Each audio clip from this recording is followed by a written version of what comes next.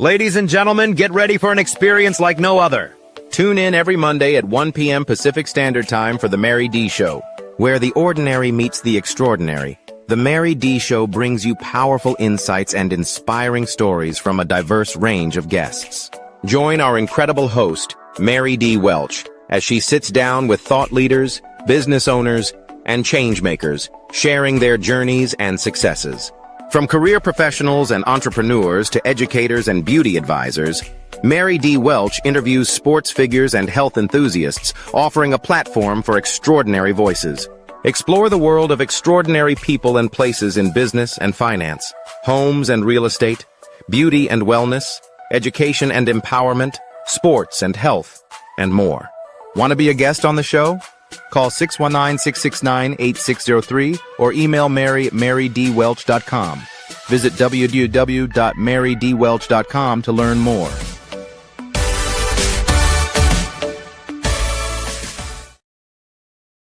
Hello, everybody, and welcome to the Mary D. Show. I cannot believe it's been a week.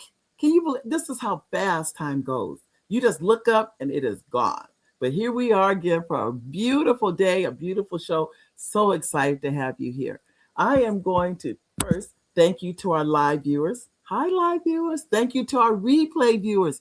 Hi, replay viewers, because all of you matter. So thank you for being here. I'd like to thank you to our executive producer, Oliver Welch. Hi, babe. Those of you know that's my husband. He's behind the scenes, and he is the one that makes the magic happen with the show. So thank you. Ladies and gentlemen, we have, I'm telling you, this guest, phenomenal. We have a lady, ladies and gentlemen, that's running. She is in a mayoral race to be the first African-American mayor of San Bernardino. Yay! And I'm so proud of her. Because someone has to take the reins. Someone has to take the chance. Someone has to step out of their comfort zone. As we all know, politics is ugly. It's an ugly business. But it also affects all of us. Look what we're living under right now. Anybody that says that it doesn't matter what they do in Washington, D.C., I don't know what world you're living in. But the point is, everything matters. Even at the local level, it matters who is in charge. It matters who is at the helm, whether it be at an organization or community organization. It doesn't matter what it is, because guess what? The spirit of that leader reigns on all of us. So just keep that in mind. So first, let me tell you, I want to read you the bio first, because I'm so excited about, and it's so interesting. I'm gonna give you a quick story. We met about 5 years ago. I think it was about 4 or 5 years ago. We were at a luncheon in Fontana. We had never known each other before. And when she comes on, I think she remembers that day. And I just was sitting at the table and I turned and, introduced myself. I always do that whenever I meet people. But she told me what she did. And I said, to me, it was just fascinating to hear what she did for a living. I was like, wow, I've never met a publicist before. I'd never met anyone that did that for a living. And she goes, yeah, this is what I do. But it's so much more to it than that. She's, in a lot of ways, she's really modest. But let me just tell you a little bit about her. Okay? Her name is Amy Malone. She's a candidate for mayor for San Bernardino. Amy Malone is a communication strategist, a business owner, and community advocate whose life has been shaped by faith, service, and a deep belief in the power of people working together. She is running for mayor of San Bernardino to bring integrity, transparency, and capable leadership back to City Hall and to help the city move forward with purpose and pride. Raised in West Covina by a single mother, Amy learned early the values of resilience, dignity, and hard work. Her mother's unwavering faith and determination instilled in her the belief that circumstances do not define a person, character does. Those lessons were reinforced during summer spent in Starkville, Mississippi, with her grandmother, a deeply faithful matriarch whose strength, humility, and wisdom left a lasting imprint. Working alongside her in her garden, Amy learned that growth, whether in families, communities, or cities, requires patience, care, and commitment. As a child, Amy experienced racism firsthand after her family moved into a predominantly white neighborhood. Rather than allowing those experiences to harden her, they strengthened her resolve to ensure every person is treated with dignity and respect. That commitment to fairness and inclusion continues to guide her leadership today. Amy's passion for leadership and service emerged early. Let's see. She served as a class president, participated in debate, and became a captain of her high school dance and drill team, helping lead it to a national championship. She volunteered in senior homes, organized toy drives, and remained active in her church, building a lifelong pattern of showing up for others.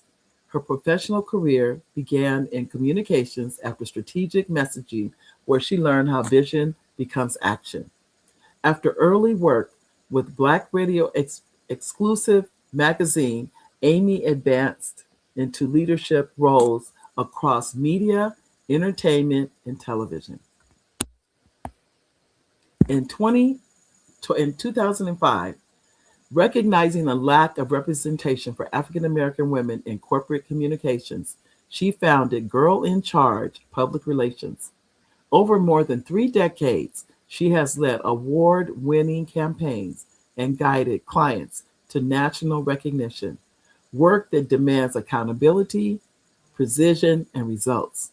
Today, Amy focuses on cause driven communications, partnering with nonprofits, community organizations, excuse me, community organizations, and underrepresented leaders to amplify voices and deliver real impact.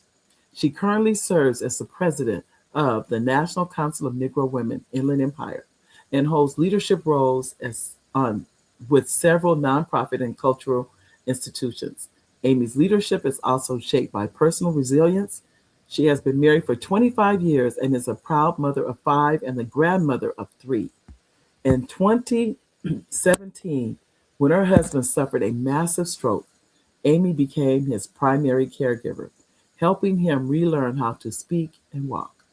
That season strengthened her faith and reinforced her belief in perseverance, compassion, and discipline. Leadership.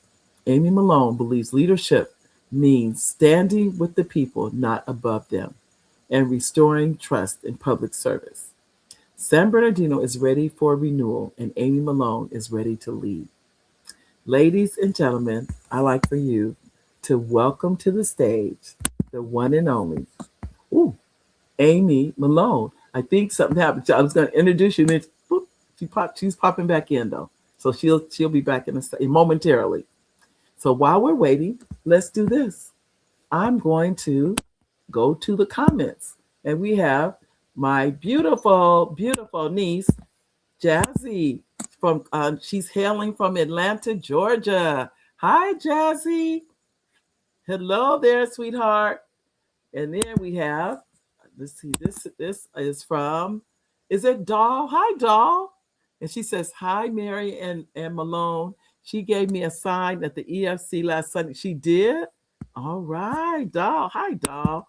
Hi, Tess. Always good to see all of these smiling faces, no matter what.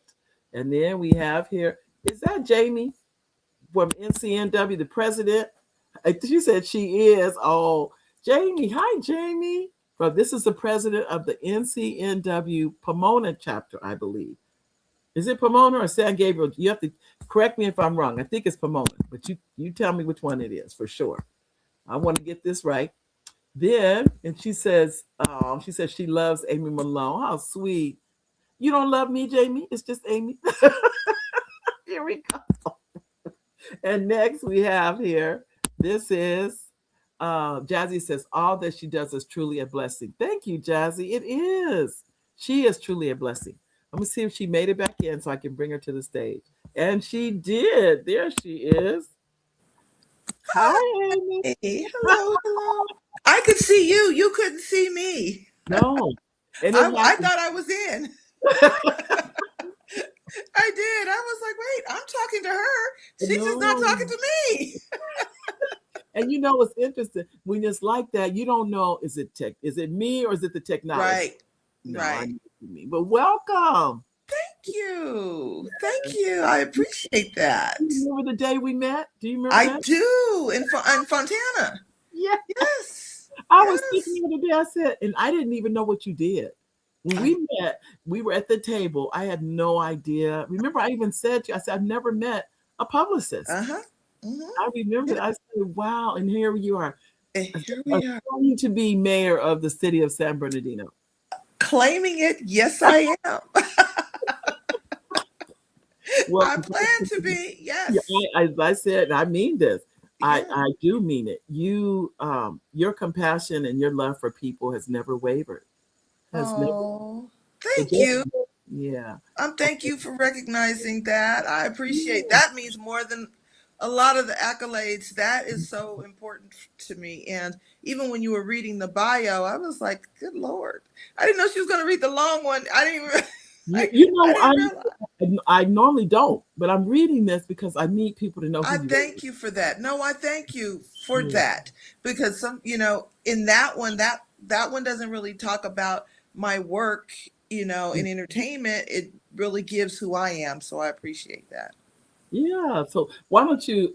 Well, first I'll give you a easy question. What are your plans for the city of San Bernardino? Because I know you have some. I do. So, first of all, the city of San Bernardino is one that many have an image of already. And that image to me needs to be changed. It is a beautiful city, but that's not the first thought that you get. When you hear the name San Bernardino, a lot of the past, issues come up. The thoughts the thoughts are negative. I'm not even going to repeat a lot of what is said, but they're negative thoughts. So one of the first things I want to do is start working on changing the image of this city and highlighting the things that are great about it. Of course, we have, some things that we need to work on, but San Bernardino, as a city as a whole, there are the people here, first of all, are absolutely amazing. It is a family city. It's a city where people have grown up together for years. They went to school together. Then they grew up and had families together and have stayed very close to the neighborhoods in which they lived originally. And to me, that's very special. You don't get that everywhere. So when you're talking to people, they can tell you about stories that the person next to them can relate to because they were there.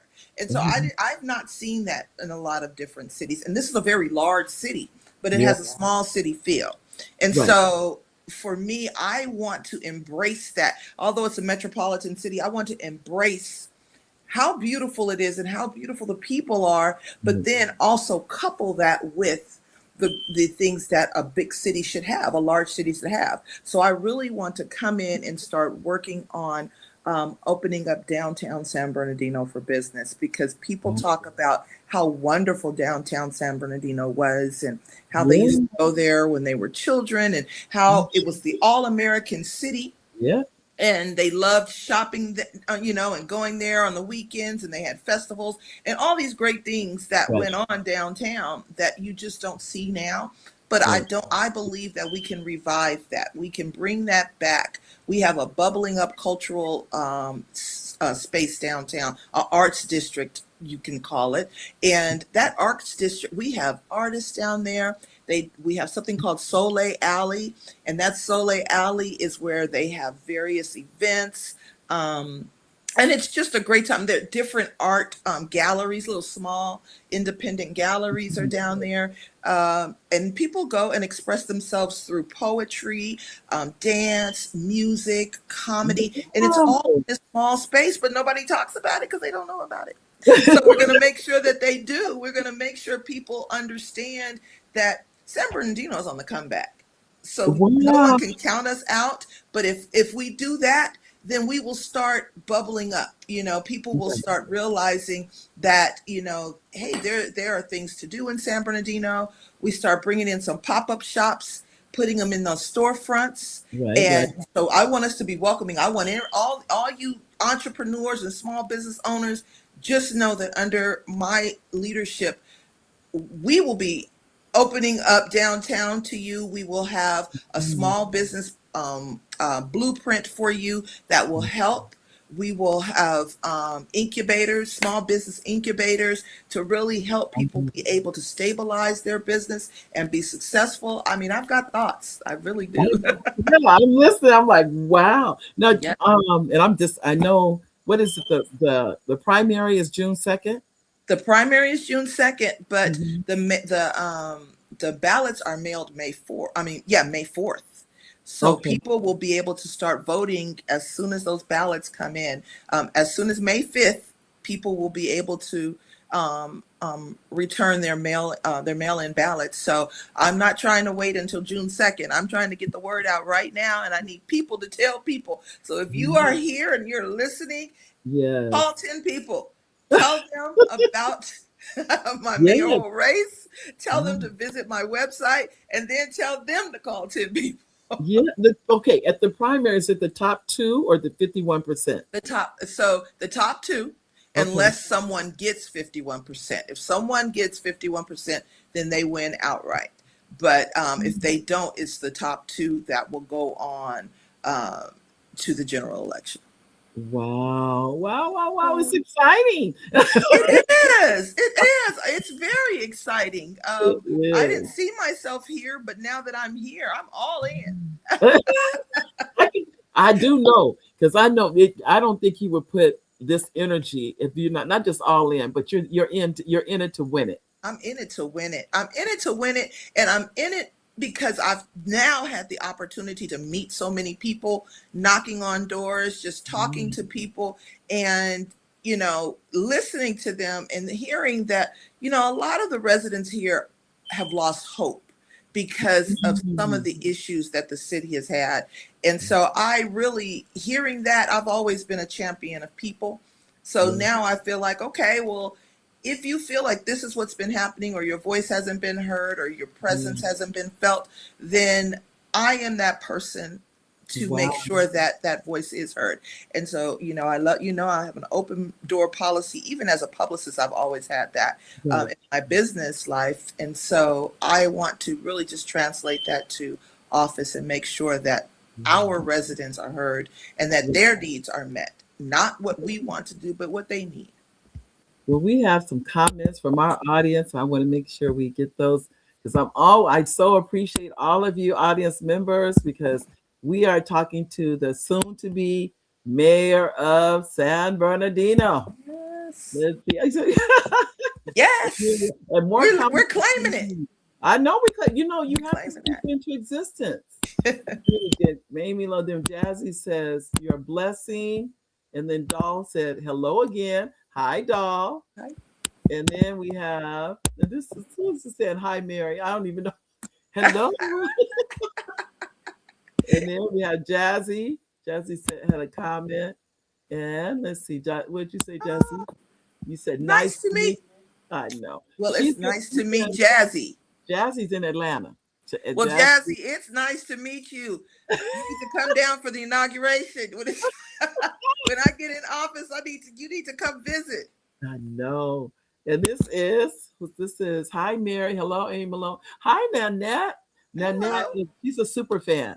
Nanette is here at literally every show. She only lives hi, Nanette. Away. We found that out. One day she won one of the books from the show. And then she gave me the address. And I said, I know where that street is. I I couldn't believe it was so close. I could have walked over there. It was that close. But it was a thank you, Nanette, for being here. Jazzy said, all you do is truly amazing. Thank you, Jazzy. Isn't she amazing? She is. You guys, I'm going to leave here feeling good. And I'll tell you, she not a few months ago, she was at an event. I'm gonna tell the truth, Amy. And she called me and she said, Mary, there's an event. It's going to be in LA. And are you free to come? And I said, sure. And I thought so much about how you didn't have to do that. And you remembered me. You invited me. I had a wonderful time. I was like, wow. I was sitting there. I was in awe that I was even invited to this event. There's a lot of course. Well, you were, I mean, it's not my world. Let me say that. It's not, but to be invited, for you to think enough of me to invite me, I just want to thank you for that. Of course. You've been that's why I say you've been so kind. Ever since I've known you, this is who you are. Thank you. So, yeah. Thank you. And I don't have any reason to say anything but the truth. It's always been like this. I appreciate that, and it's important to me. And I can't wait until your dreams come true. I can't wait. You know what? To be honest, I'm living part of my dream, and I tell people that often. When I was young, I always knew I wanted to work in the entertainment industry, and I never knew exactly how I was going to do it or in what form, but I knew that, and I had an opportunity to fulfill those dreams and worked in that field for over 25 years, 30 years. Well, now we're over 30 years. And then I'm able to pivot and start creating new dreams and new opportunities, because, we go through different phases in our life. And I'm in that over 50 plus phase now. And those things that fulfilled me at a younger age, they've changed, and I have an opportunity now to do more service. And that's what's important to me now, is being of service to others as much as I can, and enjoying my family. And, I get it.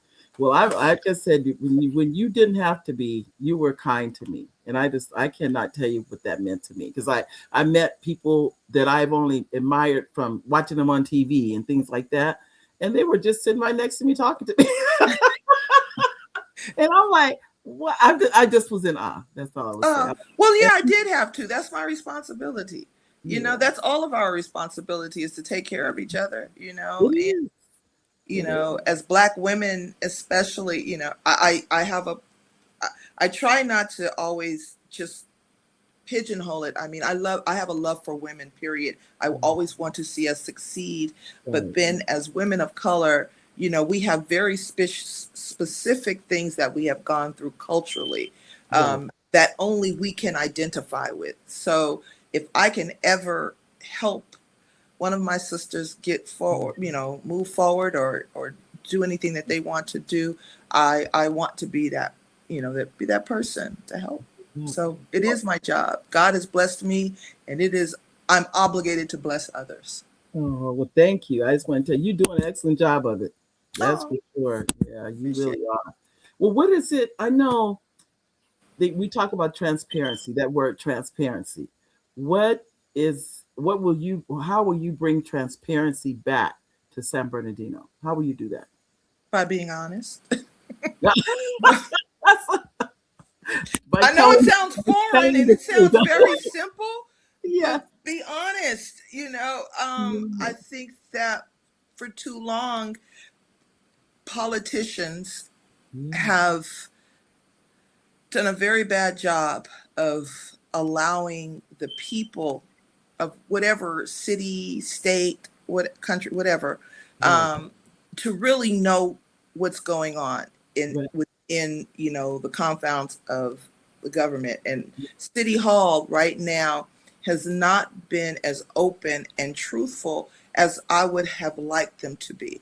And so when we don't know what's going on behind closed doors, and we're only getting half truths or, things that are not above board, then we have to question these things. And I believe for too long, San Bernardino has been plagued with individuals who have not been forthright with us. Right. And we've dealt with lawsuits, we've dealt with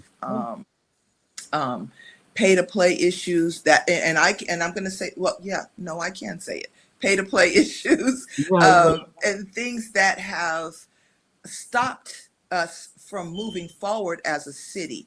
And it's also built distrust Right. between City Hall and residents. And in order the only way we can change that is by telling the truth and really being forthright and listening. We have to listen. We have to listen to what the residents are saying and asking, and then giving them the truth. If they ask about our finances, we need to make sure that we are being forthright about how we are and where we are financially. If they're asking about things that are going on, if they want to know different things that are going on in the city, we have to be transparent.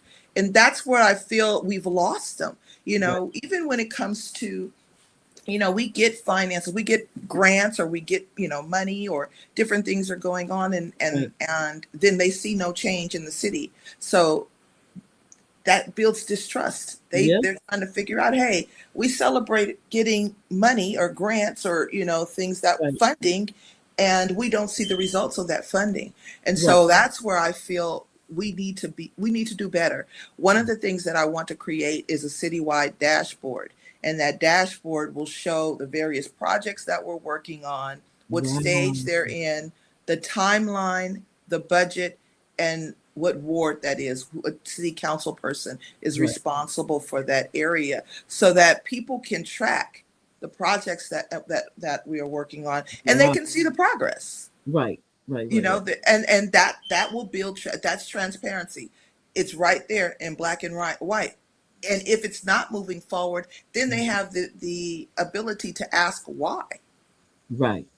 And that makes a big difference. I think that the transparency is something that's missing on a lot of levels. It is. And then because it's transparency and accountability go hand in hand. They do go hand in hand. They go hand in hand. And so that too is lacking. And all of that comes back to leadership. All of that comes back to leadership. Accountability, transparency, how people view our city. Right. It all goes back to leadership. How will you what specific steps will you take to improve public safety and reduce violent crime? Work with our PD. Now, one thing I can say, and this is something I'm very proud of, is crime has dropped in San Bernardino. Yep. And that is something that has not happened in many, many years. Right. We're not where we want to be, nowhere near where we want to be, but I want to celebrate where we are going. At least we are trending in the right direction. Right. And that's something to be proud of. And that is under the leadership of our police chief, Darren Goodman, and he's done a wonderful job with the morale of our police officers, connecting with the community. There's the Police Officers Foundation, I believe that's what it's called. They are doing remarkable things in the community with our children. And so these are things that are changing the way that people in our community are viewing the police department. Yeah. They are, the way that they treat each other and the way that they treat the community is something that I'm proud of. And I hope that it is something that is trending, and that we will see other parts of our government, parts of our government moving in that direction as well. And that's under good leadership. When you have strong leadership, then good things can happen. And so that's what I see happening right now. And they're talking to the community. They don't shy away from the community, asking questions and getting involved. And so these are the type of things that I want to build a bridge, and if there's a gap there between our community leaders or our residents, I want to make sure that I bridge that gap so that there's even more of a collection and collaboration. I believe that that's where that is going to strengthen us as a city. Wow. Well, I can tell. I know. How long has he been has it been 3 years for the chief of police? Oh, yes. It's been about maybe a little over 3 years, actually. Okay. I But think it's like you said, the leadership has turned it around Mhm. because of the leader. Because of It the leader. is. That's what it is. It's transparency. All right. Mhm. What policies will you pursue to stimulate local economic development and attract jobs? Well, one of the things that I believe we have to focus on is bringing in the right business and partnering with the right organizations and companies. Right. Just, I want jobs that pay a living wage so that Right. people will not only be able to pay their bills, but thrive. Right. I don't, we are right now, we have a lot of jobs in our city that are warehouse, car wash, fast food. That's pretty much what Right. you see. Even our retail stores and grocery stores, a lot of them now have gone, with the checkout, without a person and, Right. a person Right. there. Mhm. That to me, we see that a lot automated. We see Yeah. automated things happening. Fast food, Yeah. automated. Yeah. So less and less we're seeing people Right. in stores. So we have to look at that, and we have to look at what where we see the industry growing, what industries are growing, and how can we attract those industries to Right. our city. And Right. so that means streamlining our licensing process, Mhm. our making sure that people are able to get the things that they need. That takes it back to where I said, creating a blueprint for doing Right. business in San Bernardino. Right. People need to be able to get permits and licenses without jumping through hoops. It should be pretty seamless. When we're looking at people, developers who want to come in, we can't make it hard for them. We need to make Mm. it welcoming for them. So I Yeah. want to make sure that we have incentives for Mhm. for businesses to come in. Okay. Rather than us them getting here and it becoming difficult and having all of these barriers up. We need to drop these barriers. We are open for business. There's no reason that we are not welcoming people in rather than closing the door on them. So that's something that I want to work on and build our economy. Is there, do you have in your heart for women and women of color to be small business owners in San Bernardino? Is that an area that you want to definitely Well, lean in? I want to have I think that we should have specialty grants, period. So Okay. whether it be for women, people of color, different industries that we are welcoming, and we want to really really court and have them come in, because San Bernardino is 70% Latino. I have to recognize that and Yeah. Oh, understand yeah. that we have to have something for everybody. We also Yeah. have a large indigenous community as well. So, we Yeah. are a melting pot here. And so Yes. that's why I want to make sure that the grants and the different opportunities to move forward, Hmm. we have them on various levels. I do want to have, mentorship programs and people coming in, workshops for Right. people to be able to come in and really build their business and Right. stabilize their business. We need to have marketing workshops. People need to know how to promote their business. Financial workshops. People need to know their finances and what resources are available to them. These are the things that we can open up to our community as a whole, and I Um, want to make sure that we do that. well, I know too. Um, how would you promote sustainability? I know mayors are elected for 4-year terms. Hmm. And then you can is there term limits for San Bernardino mayors? No, There's no no, term limit? no, you can just keep on being the mayor forever and ever and ever. But we Wow. don't look. That has not been a problem with us for us. I I don't thought, think. No, well, our charter does not have a term limit. So San Bernardino, our charter is strong city manager, strong city council, not a strong mayor city. So wow. most of the power and the decision making falls on the city manager and the city council. The mayor is there to make sure that we bring together all parties, make sure that we represent the residents of San Bernardino, and make sure that we have a voice for the people.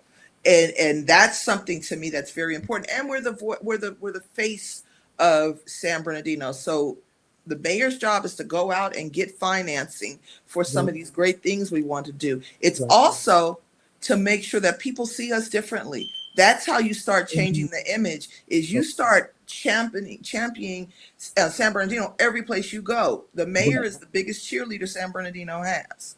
Wow. It makes sense. It definitely makes sense. Yes. People look at you the way that you present it. That's true.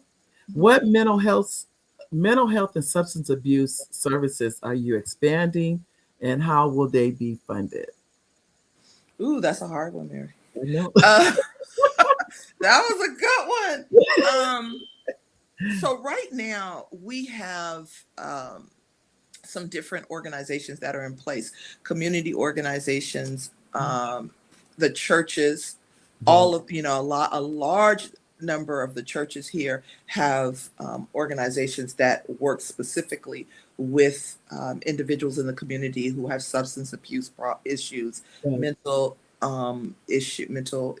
health issues. And that all really kind of plays into our homeless problem. All of these things play into our homeless problem. So I first of all want to build a network for our churches to come together so that they are communicating. One thing I can say about San Bernardino that I haven't seen in a lot of places is the churches are very connected. All denominations, races, colors, the churches have really come together unlike anything I've seen before. And, although they're different denominations and some are the same, and, sometimes churches are split by race, and, this is the Black church, the Hispanic church, the white church, that, and you still see some of that, but the leadership in those churches do a great job bringing people together and bringing their congregations together. And so I want to make sure that while they're doing that, they're also bringing their programs together. So if they have beds for, the unhoused, that they're talking to each other, and that we know, so that as a city, we know how many beds each of the nonprofits have, of the churches have, and that we are able to communicate with each other across a dashboard, so that we know, hey, there are 20 beds over here, there are 10 beds here, and we're able to place our homeless community as needed. But I also, we right now are in the middle of building a navigation center under the current administration, because we were given funds for that. So we were given funds to address our homeless issue. Now, I don't necessarily agree with the way it's being done, because we have so many empty buildings. Let me just say that the city of San Bernardino has a lot of empty buildings, a lot of abandoned buildings. So rather than building a whole new place, I would have probably repurposed one of those buildings, and so that we could get it up and running quicker, and then offer wraparound services, because we really have to address the things that you just spoke about. A large part of our homeless community, they have mental issues that need to be addressed, and and we need to make sure that we are dealing with them as such. Dependency. If there's dependency, we need to be able to provide spaces for that as well. So if they need to go into a rehabilitation center, we need to have them that. If our patients or our homeless community have mental issues, they need to be able to be housed where they can get help with that. And so these are the things that we need to do. And then we have a part of our community that financially, they just need to help getting on their feet. And if that's the case, we need to be able to address that too, and help people to sustain their housing, not just put them in temporary or put them in housing and not prepare them to sustain that housing. So I really want to be able to help people be able to live a life that they understand, that they have been prepared for, financially prepared, mentally prepared, Right. so that and help them get jobs so that they are able to sustain the housing that we place them in. I've seen and I've heard over and over about individuals who get a home and then within 6 months they are again out of that home. Well, they're out of that house or that space because they have not learned how to properly sustain themselves. So all of that goes back to that question you originally asked. Providing the resources needed to address the needs of our community. And I think that for like anything else, homelessness is in a lot of cities, that's number one. It is. Number one. It's number one in this city. Because it leads to so many other things. It does. It's like a snowball effect. Once if you address that. Yeah, they said this is statistic, I guess. Once you have a place that you can just go to rest from society, you've already increased the fact that that person will not have mental health issues. When you don't have a place to call your own like that, it lends itself to mental health issues. It's almost like one thing and you can move forward. And it does because how do you value yourself? Yeah.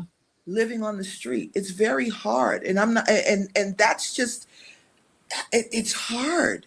Yeah. How do you really, really look into yourself and push yourself forward unless you just, have that in you? But some people they need help. And it is our job as a community to help our neighbors. I want to make sure that we are giving people a chance to get ahead. San Bernardino County is the largest county in the country. Yep. In the country. The city of San Bernardino is the largest city in that county. And 1/3 of all of the homeless community is living here in San Bernardino. From all of San Bernardino County, 1/3 of them are right here. Wow. That's a large number. That's a large number. So we have to look at that, and we have to look at these numbers and how much it's going to cost us to sustain somebody, even in housing. That's over $50,000 a person to sustain them in a house, in housing. So that's why I say we have to make sure that we financially have the funds to create a system that equates to success. Yeah. We want to get them the help they need, get them housed, make sure that they are able to sustain themselves and push them forward so that they could just continue to build. Wow. This is not the city to drop off your homeless. This is not the homeless, drop off spot. It just isn't. I'll be honest, I've heard rumors to that effect. I don't know how true it is. I've heard that people have brought, I guess, busloads of homeless there. Is that true? Well, so yes, they have. It does happen. And because we are the county seat, because we are that, we have a facility that is built to bring, if somebody has mental issues, even if when they're in jail, if they've been arrested, well, we have a facility to house that. But or if they're getting out of jail and they say, well, you know what, I've got some mental issues, they can bring them here. But they don't have to go in. They don't have to take our services. They can just walk away. And now you're just walking around our city. So we have to be able to deal with that. And there has to be a plan in place. So that means working with the city, our police department, our community organizations, and our health organizations to make sure that we can come together and really build services and a facility that addresses the needs of our unhoused community. Wow. Because I know that how the two things, as you said, they go together. Housing and jobs. In order to, it's really, let's see, They go together. which comes first, chicken or the egg? But you Yeah, got right. both of them to be sustainable. Yeah, but they have to. If we don't have, so that goes back to, it starts at a younger age. We have to start training our young people, even in high school, as young as high school, how to start sustaining themselves. We need to put that mindset. You need to be able to take care of yourself when you are an adult. And what has happened, back there was a time where there used to be home ec or auto mechanics. We had to do all. Remember those classes? You had to learn how to type, like you had to do business, you had to administration, you had to learn these different things, but they were skills. They were skills. And now, those things have been taken out of the schools. So those skills that you learned there, you have to depend on parents teaching. And some kids, unfortunately, don't have the parents in their home to teach them those things. Parents are working a lot. Parents are a lot younger now than they used to be. So they are still trying to get themselves together. And so these are the things that we have to look at that stop our, that steamroll, or that become problems later if we haven't prepared our young people at a young age to, the value of working, the value of responsibility, the value of having pride in themselves and pride in the way that they live and the way that they present themselves to society. Do you remember a time where they used to say, you better not act out in public. Don't get out here in public and embarrass me. Yes, parents used to say that. Yeah, don't get out in public and embarrass me. Yeah. But that was something that you knew. That was just, that's a little different. It was ingrained in us. It was ingrained in you. You knew you carried yourself in a certain way. Yeah. You projected yourself in a certain way. And there was pride in not only yourself, there was pride in your family, and pride in just the way you didn't act out. At school, you knew if you acted out at school, people knew each other, they communicated, they were going to tell your parents, teachers were going to tell your parents, but the other parents were also going to tell your parents, what was going on. So there was such a sense of community that I believe we've lost, but we can regain that again. No, I totally agree. But no, I remember hearing that we left the house and you better not do anything. But then what they said was true. You're not embarrassing yourself. You're embarrassing our family. Our family as a whole. That's what it was more than it was like you're making us, the whole family, look bad. Look bad. And there was such pride in, your family. Family had pride. You may not have much. You can have, I just remember that I grew up again with my mother, my grandmother, just when they walked into a room, whether they had on a $5 suit or $100 suit or $1,000 suit, they carried themselves the same way. I've been taught that you walk in there and you hold your head up high, your shoulders back, and you are clean and you are neat and you smell good. And that was the fact. And that was just a given. It was a given. It was a given, Mary. Always held their head up. They held their head up high. It might be one dress they have, and they wear that dress over and over. That's the good dress. That's the nice dress, that church dress or whatever, or your suit. My godfather used to have he was just, I used to watch him in his suits and his hats, and there was just pride in the way they carried themselves in those days.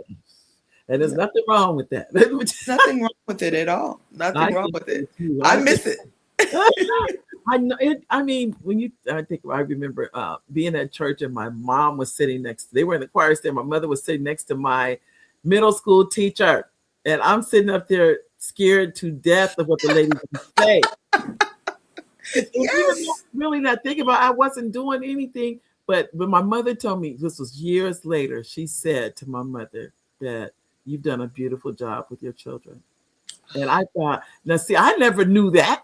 I didn't. Right. I just thought, oh my gosh, she's sitting next to the lady, and what is she telling her? What is that's my fear. Not knowing, I had nothing to fear. Nothing to fear. You were raised well. Didn't even realize it. And didn't know it. Didn't even know it. Yeah. 'Cause And I was that brings me back, Mary, to me talking about the city and the people in the city yeah. and how they grew up together and they raised their families together. And when they talk about the city, they talk about it with such pride, Yeah. and how they used to be and the things they used to do together as a community.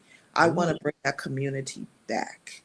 Well, you I, got to tell me more about the art location places. I'm oh my definitely. gosh, the art district. Yes. I'm And a. I'm I gonna tell you, I'm lucky. My office, right now, my campaign office is right there, right? It's right next to it. So on one side of me is a record store, and they have all of these great records. They call them vintage now, but Right. all of these great records, and they play those records all day. And Mary, when I say I love it, oh my God, Mondays is the only day that the Mondays they're not open. So on Monday, I can't stand it, because I know that hey, on Tuesday I got my music playing over here, and then I Oh, walk good. outside and I walk down Soleil Alley, and it's right off of 4th Avenue and E Street. And Okay. you go down the alley, and they have these beautiful murals on the wall. Wow. Oh my gosh, they paint these beautiful murals. And Mhm. then on Friday, I think it's on Friday evenings, then they have different painter artists that they feature out there, and Wow. they have their art all the way up and down the alley. It's great. It is absolutely great. And then there's a place called the Pulse that is right next to it, and the Pulse is like an event space, and it has this great coffee vendor there, and it has a beautiful mural on that in that space. Oh my gosh, of all of Mm. the various community leaders, activists of all races on this wall, and it's Mm. amazing. They do salsa dancing, comedy. I mean, it's just like I said, people don't know, but It's you a. don't It's know a. because you don't come. You got to come down here. It's It's a called hidden Abstract treasure. Coffee. They have a place in there called Abstract Coffee. So Okay. it's the building, the space is called the Pulse, but then they have a little coffee place in there called Abstract Coffee, and just Wow. it's great. It really It's is. it's a hidden treasure. It's a hidden treasure. It is, and that's what I've found some little jewels being down there. I found some little jewels. There's a beautiful little clothing boutique down there, Mm. Oh. and oh gosh, I've got to get. She's gonna kill me. I can't Well, I'm remember. gonna tell you right. Bluebird. I think it's called Bluebird. I You're think it's talking called. my language. I love little areas. Oh my gosh. The Nobody cutest when you little get it. items. Yeah. Yes. Some Nobody of else them has are it. exclusive, like, they only have a couple of them. It's just really, but Oh, these are the things that people have to see. San Bernardino is on the comeback. I'm my saying goodness. that. This is the comeback city. We're the comeback city. That is us. If they I stand with tell me, we you. will be that comeback city. They got to stand with me. They got to vote me in. Let Yes. me tell you. I don't live in San Bernardino, but you got my vote. Yes. I'm telling you, they got to. People got to hear it. You You got know? my vote. I know, but even though I may not live there, I do know people who do live there. That's Hmm. a fact. And I think that's for all, especially in the IE. We all know, I mean, I worked in San Bernardino County for over 30 years. So I know a lot of people in San Bernardino, though Okay. but I will definitely encourage them to vote for you. Please do. Please And, do. it's This is a always, mission. she said, it's always good to help those in need and to show them you are blessed. Oh, thank you. Thank you. Thank you, Jazzy. Jazzy, I tell you, she is paying attention. And this is Thank God. No, I love it. Jazzy said, when you put those in need first, you'll truly go far in life. Your dreams will come true. A lot of bad things go on in this world, but the more we work together, the more changes we'll get. Thank Yes. you, Jazzy. Thank I you, Jazzy. I that love is, her good spirit, her positivity. isn't she? She does not miss a show. She's definitely a super fan. I love it. That's for, good. for That's sure. good. But I know we're down to our last few minutes. And I'm just gonna say this. I'm just gonna call you Mayor Malone. That's what I'm gonna call you. And I But we're receive it. down to the last few minutes. Would you have any last words you'd like to share with our audience? Um, I ask that people in the audience, if you know someone, and this, I'm really plugging my campaign right now. If you know somebody who lives in San Bernardino, please share my website. It's Amy Malone, the number 4 mayor.com. Amy Malone for mayor.com. My social media tag is Amy Malone for mayor. And just follow me, share my post, go to my website and learn more about my platform, what I stand for, and tell a friend and tell that friend to tell a friend. This is a grassroots movement. This is, this is something that I prayed about, Mary. It wasn't something that I made a decision to do easily, because I had a whole other plan for my life this year. Trust me. But I believe that this is what I'm supposed to be doing. San Bernardino deserves to be. They deserve to be looked at and viewed as the beautiful city that it is. And so, changing that image, I've helped change the image of so many high-profile individuals and brands, companies. I've pushed movies. I've pushed music out. Now it's time for me to take that skill and elevate this city. Do the things that I've done in other parts of my career, pivot and do that now. Because again, what people don't understand is a city on the comeback is a city you need to pay attention to, because we are changing. We are going to grow. We are thriving. Wow. We'll thrive. We will thrive. And I plan to be a catalyst for that. I plan to be a person that is not only at City Hall to take care of business, but to also connect with the people who live in this city, to make sure that City Hall is always connected. And I'm going to do that by having a strong advisory board that's always holding my feet to the fire. That makes sure I'm doing what I said I was going to do.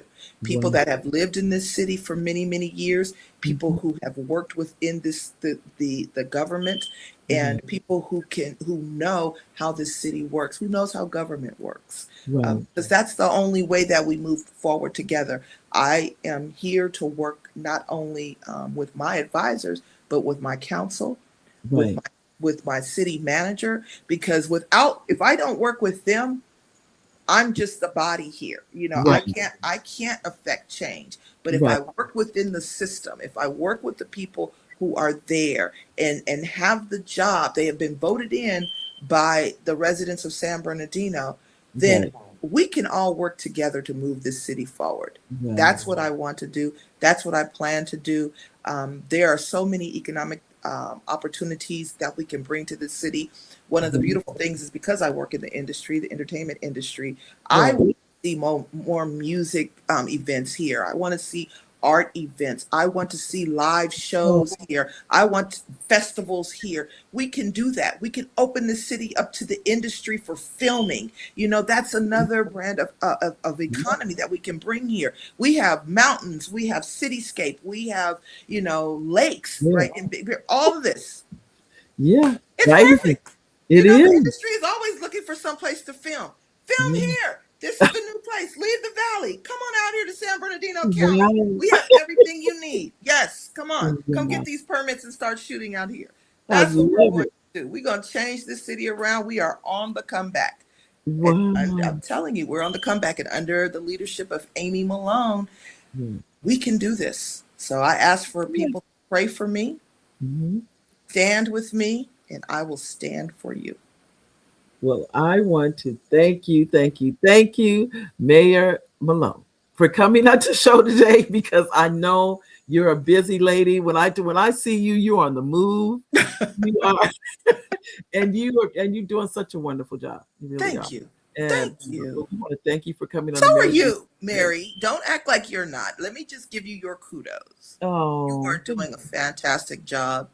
You are hustling. You are building this show. You're building your name, and anything that I can ever do to help, I'm here for you. Thank you. That means a lot. Thank you. Yes. Well, we want to thank you for taking the time to come on the show today. And please come back again. You're welcome anytime. Oh, absolutely. I'll come back after I win. Okay. And God is God say the same. I'll be right here.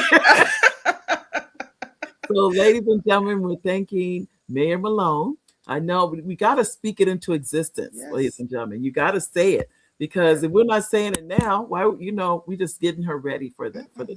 Get me ready for it. Thank you for Yes. being here today.